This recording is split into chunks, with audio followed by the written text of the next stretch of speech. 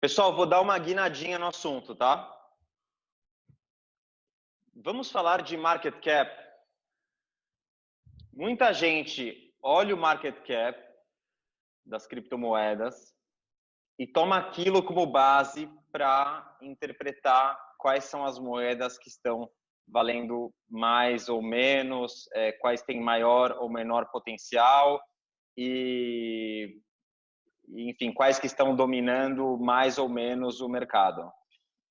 Por onde começamos para explicar esse assunto? O que é o market cap, o que ele representa e quais são as má interpretações que geralmente acontecem sobre esse assunto? Alan, tô vendo que você já está com vontade de falar, mas eu acho que o Anderson quer falar sobre esse assunto também. Então, Desculpa, eu sou muito ansioso. Para ele. Vamos lá então. Esse assunto é interessante. Inclusive, eu fiz um vídeo, na verdade foi uma live, e eu falei por que o Facecoin e a Ripple podem ser maiores do que o Bitcoin em preço. Porque eles simplesmente abrem mão dos princípios. Ripple e Facecoin, eles não pretendem ser abertos, descentralizados, livres, deixar todo mundo participar. Não. Eles simplesmente querem ser uma moeda para uso deles próprio, controlada, censurada. Então, você abrindo mão dos princípios que fazem com que o Bitcoin se sobressaia como melhor moeda comparada à moeda estatal, quando você abre mão de tudo isso, é muito fácil você pegar vários bancos, injetar milhões, bilhões em uma criptomoeda, deixá-la rica e falar que ela é melhor. No entanto, isso é muito fácil. A Ripple é uma rede interbancária e quais são as organizações que têm mais dinheiro? Os bancos. Então é óbvio que a Ripple ela pode vir a valer mais que o Bitcoin, porque ela se propõe a isso. Ela se propõe a ser uma rede interbancária e bancos, nós sabemos, que criam dinheiro do nada. Então, eu falei isso lá nessa live e eu achei muito interessante que muita gente acha que se o Bitcoin perder a sua primeira posição, ele morreu, acabou. Não. Essa é a análise superficial ali da camada superior e o pessoal esquece do profundo. Eu ia comentar o seguinte, existem pelo menos umas 200 moedas mais ricas que o Bitcoin aí no mercado. Elas se chamam moedas nacionais de curso forçado. O Bitcoin ele não tá em primeiro lugar, ele está lá embaixo.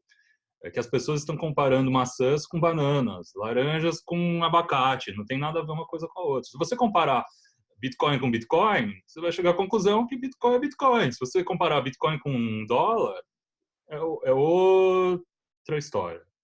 Não tem nada a ver uma coisa com a outra. O Bitcoin ele acaba roubando o valor do dólar, mas não é porque o Bitcoin é o segundo e o dólar é o primeiro. A gente vê a lista de criptomoedas, ela tem as blockchains, né, entre aspas. Mas, na verdade, a blockchain é essa narrativa dos bancos, é a narrativa que os bancos colocaram aí nas massas para todo mundo engolir, né, comer os produtos dele.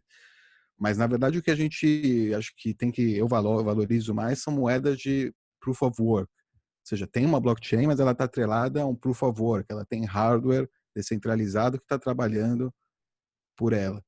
Então, todas aquelas moedinhas lá no CoinMarketCap que tem um asterisco, eu manteria a distância. É tipo comprar dólar, e comprar ien, mas que não tem nem a garantia de um Estado-nação.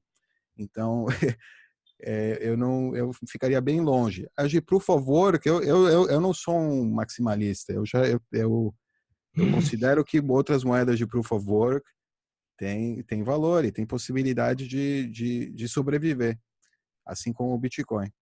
Mas prestem atenção lá, vocês vão olhar no CoinMarketCap, moedinha com asterisco. Dov, você pode compartilhar com a gente o CoinMarketCap agora para a gente dar uma olhada aí, mostrando algumas criptomoedas e esses asteriscos que você tá falando? Boa, vamos falando enquanto o Dov busca, obrigado, Becas. Eu queria só falar um pouquinho da parte. Eu acho que a posição do Alan é mais de longo prazo, né? No curto prazo, eu gosto de olhar para as variações para tirar algumas conclusões. E aconteceu um fenómeno interessante. Com a subida e multiplicação de criptomoedas, o Bitcoin perdeu um pouquinho de market cap no todo. O market cap, portanto, é somar o valor de todas as moedas que existem, portanto, todos os bitcoins que existem somados numa moeda como o dólar, né? Então, atualmente vale 50 bilhões de dólares todos os bitcoins que existem. Inicialmente o Bitcoin era quase 100% do market cap das criptomoedas. Com essa proliferação foi reduzindo e agora com a consolidação do mercado, com uma queda grande de todo o mundo, curiosamente, ou talvez não, voltou a ser completamente dominante, ou seja, o market cap de todas as criptomoedas somadas é, em larguíssima maioria, ocupado apenas pelo Bitcoin. Ou seja, após a crise e durante a crise, deu para entender que está num campeonato à parte. Mas olhem para a coluna market cap, é impressionante a diferença. Se você lançar uma moeda hoje, definir que o seu estoque, que o estoque total dessas moedas é, sei lá, de 1 trilhão de moedas, e vender uma moeda por $1, você consegue um market cap de 1 trilhão. Então, não faz sentido esse tipo de precificação. Se você não tem demanda real pelo ativo, você não tem a capitalização que você fala que você tem. Concordo com tudo que o Alan falou aí. Realmente as pessoas têm essa fixação por market cap, mas a gente cansa de ver altcoins com baixíssima liquidez. Aí você vai lá e tem uma meia dúzia de pessoas vendendo ali o token naquele valor. Aí esse cálculo de market cap é simplesmente pegar aquele valor que está sendo negociado e multiplicar pela quantidade em circulação. O correto seria tudo no CoinMarketCap, tudo ser precificado em Bitcoin. Como a gente precifica tudo em dólar, fica uma salada que a gente não consegue entender o que é o quê. Uhum. De repente, se tivesse um ranking de liquidez, seria mais justo, mais correto. Mas mesmo assim, você não consegue fugir do paradoxo temporal. Olha lá, ó, você vê o asterisco not mineable. Tá vendo?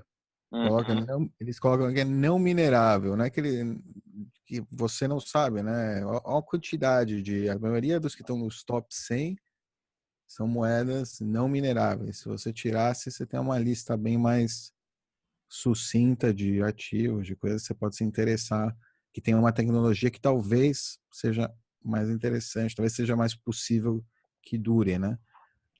Ou seja, que dure, que seja diferente, que seja algo diferente do que já existe, perdão, não que dure, diferente do que já existe. Só para concluir, Dov, você pode só explicar o porquê você está falando para as pessoas tomarem cuidado com essas que não são possíveis de minerar? O que isso representa? O que isso significa? Representa que existe provavelmente quem está por trás do código ou quem investiu nos desenvolvedores tem grande porcentagem dos tokens, e a maioria dos tokens ou já estão em circulação. Não necessariamente. Por isso. Tem alguns que têm um sistema aí de time lock, né? Faz um contrato de time lock, mas eles já existem, os tokens. Não é que eles vão ser minerados, não precisam ter ninguém minerando. É só ter a rede ali funcionando e os players dentro dessa rede concordando que vai estar tudo em ordem. Mas é uma rede que é muito... A gente fala que o Bitcoin, só gente que entrou no começo teve oportunidade, não sei o quê. A real é que hoje em dia acho que é das moedas mais, de todas aqui, acho que é as que estão em mais mãos divididas, mesmo mais novas, que a gente acha que talvez, sei lá, Ripple, acho que tem muita gente que tem Ripple. A grande maioria, talvez tem, sei lá, você tenha 1000 Ripples, mas 1000 Ripples dentro de todo o market cap do Ripple não é como ter 1000 Bitcoins. É totalmente diferente. Tipo, o supply de Ripple é 100 bilhões de Ripple, enquanto a gente tem 21 milhões de Bitcoin. E além disso, você não tem uma rede que tem mineração, que tem segurança por mineração. Ela pode estar suscetível a ataques que a gente ainda não prevê. Não dá para prever ainda. Basicamente assim, se não existe um trabalho, não existe um valor. Se você confere um valor simplesmente subjetivo da sua cabeça e espera que o mercado absorva essa ideia de valor, não existe nada real por trás que está backing up. Então, por que o Dove insiste no Proof of Work? Porque se você não demonstrar fisicamente que você teve que trabalhar para alcançar tal resultado, você não consegue ganhar de alguém que está provando isso. O mercado como um todo não entraria em consenso de que algo que não tem valor, tem mais, algo que não foi minerado, não teve trabalho por trás, tenha mais valor do que algo que foi minerado e que tem valor. Obrigado, Alan. Fala aí, Anderson. Eu queria instigar agora. Proof of Work, o cara ele tem um gasto com a máquina e energia elétrica. O cara que faz POS, Proof of Stake, ele só tem que ir lá e entrar com um valor para ele participar da rede. Mas esse cara também precisou tirar dinheiro de algum lugar. Ele deixou de comprar maquinário e pagar energia elétrica para pegar os reais dele, capital dele, e deixar reservado em criptomoeda. Qual seria a diferença? Por que não há um incentivo também para esse cara que teve que ir lá na conta dele sacar o dinheiro e comprar essas criptomoedas e participar do consenso? Há um incentivo. É uma provocação minha. Não, eu entendo perfeitamente. Há um incentivo, existe esse valor, principalmente porque se outras pessoas pagam o preço, quer dizer que esse valor é real, né? Esse valor existe, é um valor de mercado. Só que você não consegue comparar algo que tenha trabalho com algo que não tenha trabalho. Se você for colocar lado a lado um Ripple e um Bitcoin, você não vai conseguir comparar. Você vai falar, beleza, o Ripple existe um valor de mercado e de consenso, e o Bitcoin existe um valor real de gasto energético, enfim, tem custo financeiro para ser produzido, entendeu? Então, existe valor em outras redes, inclusive de Proof of Stake, só que não é um valor que você consegue comparar com o valor do Bitcoin. Você poderia... esqueci como é que você fala em português. Você conseguiria atrelar usar como lastro, né, o Bitcoin para lastrear o valor da sua shitcoin, entendeu? Só que você não conseguiria fazer o inverso. Você não conseguiria pegar um Ripple como reserva de valor e colocar o Bitcoin por cima. Você só conseguiria fazer o contrário. Não, tudo bem. Vamos eliminar o Ripple. Posso falar Qualquer uma. Porque, assim, eu tô falando aqui especificamente de criptomoedas que elas seguem um consenso, que são abertas e descentralizadas. Para um cara participar e fazer a mineração na rede via Proof of Stake, ele também teve que trocar o que ele produziu por dinheiro para comprar criptomoeda, porque infelizmente a gente não usa criptomoedas diretamente na economia. Então ele tem que fazer essa conversão. Você não acha que a gente pode fazer? Você não acha que a gente pode fazer um paralelo? Que o cara também teve que produzir para trocar essa moeda para depois entrar na rede e participar na rede? Sim, mas ele teve que trocar o dólar dele por Ripple, ou ele teve que trocar fiat, ele não teve que trocar Bitcoin, entendeu? Ele teve que trocar algo que não tem um Proof of Work como o do Bitcoin. Ele não chegou no layer do Proof of Work do Bitcoin nessa troca toda que ele fez, entendeu? Ele não chegou a atingir esse nível de escalabilidade social da moeda. Anderson, é a mesma coisa que você mesmo já falou. Ele está usando um dinheiro que é produzido por um governo de maneira arbitrária. Então, isso não tem ele está usando valor. um dinheiro fraco, ele está usando um dinheiro mais fraco, é isso. Um dinheiro menos duro do que o Bitcoin. Agora sim, obrigado. Ele está usando um dinheiro que é menos duro que o Bitcoin para... Ele ainda não chegou na dureza do Bitcoin, na dificuldade do Bitcoin, entendeu? Então, por mais que seja que seja ótima a moeda, ela ainda não é o Bitcoin. Fala, Beck. Não, ia só dizer que eu gostei bastante da... Eu acho o Proof of Work muito mais sólido que o Proof of Stake, mas gostei muito do ângulo que o Anderson trouxe, que eu até nem tinha bem visto dessa forma até agora. Eu acho que é um ângulo interessante para explorar. Eu acho que o Proof of Stake tem vários problemas, leva mais facilmente à centralização. Em algumas moedas, o cara que tem um stake muito grande, na verdade, não é porque ele trabalhou para isso, é porque ele é um dos fundadores.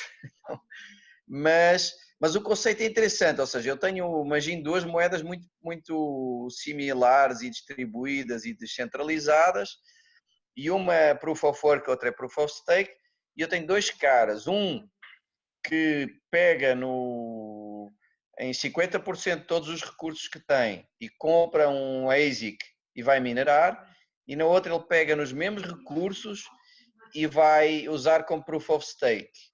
O mesmo cara, a mesma situação, a mesma moeda e o mesmo esforço, né? Ele usou o mesmo esforço. Num paga a fatura elétrica, no outro vai comprando. É interessante, é um conceito interessante. O Proof of Stake tem fragilidades de outro género, eu acho que é mais fácil, a movimentação é mais rápida, mas é interessante. A fragilidade, desculpa, deixa eu falar, a fragilidade do Proof of Stake é que a maioria das moedas que, por exemplo, o Dash é o maior exemplo, né, de masternodes, Proof of Stake, uma moeda que é relativamente séria, trouxe um conceito novo, tem uma governança descentralizada, tal,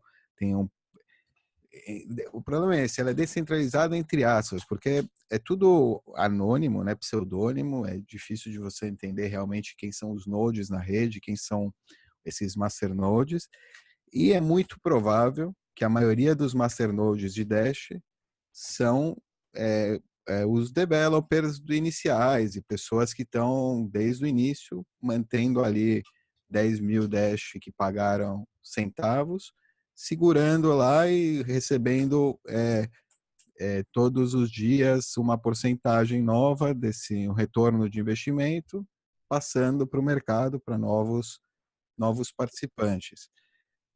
Mas é só as novas moedas. As moedas anteriores, digamos, como ela incentiva você a fazer hoarding, a segurar, você segura ela e você vai vendendo as novas para pagar a sua operação, que não é tão custosa. Mas uma coisa, sei lá, me faz lembrar a história dos três porquinhos, das casas, a casa de palha, a casa de madeira e a casa de concreto. E é mais ou menos isso. Acho que Proof of Stake é um tipo de casa de palha. Tipo, você tem muitas casas de palha ou poucas. O problema é esse, não dá para saber se são muitas descentralizadas ou se é uma grande casa de palha ou muitas casas de palha uma do lado da outra. Mas são casas de palha, são máquinas que não estão fazendo cálculos muito complexos porque não tem a mesma capacidade de cálculo. Eu posso discordar? Eu não acho que Proof of Stake é uma casa de palha. Eu acho que Proof of Stake não é nem uma casa. Não é nem casa. Não é nem uma casa, porque um stake... Imagina o seguinte, tá? Imagina que o Proof of Stake é um cheque calção que você dá. Mas o cheque calção não tem fundos. Os fundos... O Proof of Stake só existe, só tem valor se existir consenso da social sobre esse valor. Então, se as pessoas estão valorizando, assim, estão realmente pagando isso, você pode até dizer que existe um valor. Só que não existe nada sólido por trás disso. Não existe nenhum trabalho feito por cima disso. Se todo mundo concordar que o dinheiro do Monopoly é o dinheiro oficial, não passa de dinheiro de Monopoly, entendeu? Não é dinheiro que você... Enfim, não é dinheiro que você teve que se esforçar para produzir. É simplesmente um consenso sobre um papelzinho colorido que todo mundo... Obviamente que isso nunca vai acontecer, mas que todo mundo pegou e entrou no seguinte acordo: isso aqui tem valor. Mas isso não quer dizer que isso tem um valor. O stake sempre vai estar condicionado a um proof of work anterior. Então você só pode stakear a moeda se você tiver um trabalho feito antes. Você pode ter uma moeda de Proof of Stake, desde que ela seja pegged a uma moeda de Proof of Work. Alan, eu acho que você deu um exemplo ótimo, não lembro em qual programa que foi, que você disse, se for para ser que um exemplo de stake é a Lightning, né?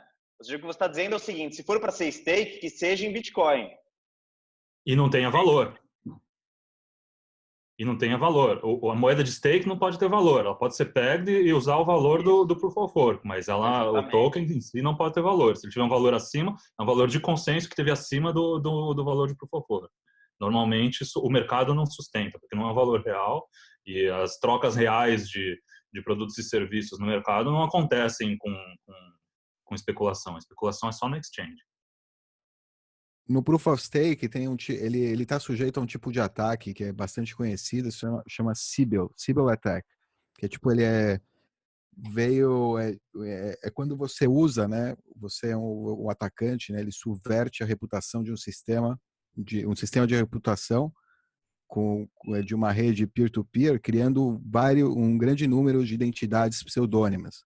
A gente vê isso no Twitter, a gente vê isso em várias situações, né? Esses bots, que é o bot armies e coisas do estilo. E no caso das criptomoedas com Proof of Stake, elas estão sujeitas a esse tipo de ataque. Ou seja, alguém pode, ou mesmo a Lightning a gente acha que a gente tem 6 mil nodes, pode ser que 1.000 deles sejam a mesma pessoa. A gente não sabe, não tem como saber. A Lightning está sujeita a um tipo de ataque, ela não tem muito, o atacante não tem o que receber desse ataque, porque ele não recebe stake. Mas no caso de uma moeda, sim, onde ele receberia stake e voto e influência, ele teria uma influência muito desproporcional e a gente acharia que é tudo descentralizado e que o povo está decidindo, quando na verdade esse grupo, né, centralizado tem uma influência gigante sobre essa rede. Então, você dentro de um sistema de consenso de você quer criar uma moeda global neutra, não dá para você usar um sistema de proof of stake desses, porque ele está sujeito a Sybil Attack. Esse é o nome técnico do negócio. Em português eu não encontrei a tradução boa. Ataque Sybil. Sabe? Fala aí, Anderson. Obrigado, Dov. Não, a minha dúvida agora é, no Bitcoin, isso não acontece? Tipo, você não tem mineradores que são anônimos, que você não sabe se está ali usando uma ou duas pools anonimamente, se é um cara só. Isso não acontece no Bitcoin? Isso é exclusivo? Mas é caríssimo. Só da stake? Mas é caríssimo. Um Proof of Stake é barato. Você compra a moeda, que pode ser barata hoje, ou cara, você está comprando uma moeda e você coloca uma máquina simples rodando esse programa e pronto, você tem ali seu Proof of Stake. O Proof of Work do Bitcoin, não. Justamente tem muita gente que fala que ASICs é ruim. Eu sou da parte que acho que ASICs é bom, que ele causa que seja muito mais difícil a gente estar sujeito a esse tipo de ataque. Porque a gente não posso pegar vários computadores velhos e começar a usar o Bitcoin, ou criar um vírus que os computadores das pessoas comecem a fazer o que eu quero. Não dá. Tipo, eu precisaria de muitos computadores. E o ASIC, ele elimina esse tipo de ataque. O uso de outras máquinas de pessoas que estão comprometidas para fazer um ataque para mim, entendeu? Para criar uma situação na rede, por exemplo. Não é possível na rede do Bitcoin, sim é possível em uma rede com Proof of Stake. O mais importante é entender que o ASIC não aconteceu de forma centralizada, ele aconteceu por demanda de mercado. Ele foi adotado porque era melhor, e não é porque inventaram e determinaram que ele deveria ser usado que ele começou a ser usado. Então, o próprio Bitcoin que evoluiu para permitir o ASIC. Exato. E, eventualmente, vai evoluir para mineração quântica e o que seja. Se bobear, vai trazer a revolução quântica, quando a primeira aplicação vai ser mineração quântica para fazer a segurança do Bitcoin.